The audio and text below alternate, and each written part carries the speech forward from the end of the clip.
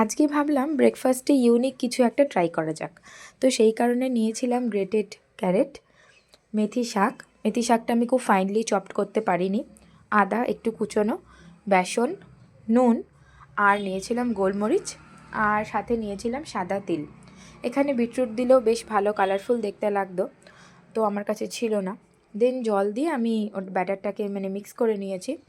আর যেহেতু আমি প্যানটা একটু ডিফারেন্ট শেপের ইউজ করছি, তো সেই কারণে আমাকে একটু তেলের পরিমাণটা দিতে হয়েছে, নইলে আমি ফ্লিপ করতে পারবো না, ফ্রাই করার সময় আমার অসুবিধা হবে। তো তোমরা যদি প্লেন প্যানে করো, জাস্ট অয়েল একটু ব্রাশ করে নিলেই হবে। তো দেখো, সুপার হেলদি একটা ইউনিক বেশ বেশ ভালোই একটা রেসিপি রেডি হয়ে গেল ব্রেকফাস্টের জন্য। তো আমার হাজব্যান্ড না একদম ভেজিটেবলস খায় না, তো এইটা করে দিতে আমি একটা দিতেই বললো বেশ ক্রাঞ্চি হয়েছে আর খুব ভালো খেতে। আমি বললাম সত্যি তাই, চলো। আমিও খেয়ে দেখলাম যে হ্যাঁ সত্যিই তো, কারণ আমিও বেশিরভাগ প্লেন চিলাই খাই, হয়তো ধনেপাতা পনির এগুলোই কিছু দিয়ে থাকি।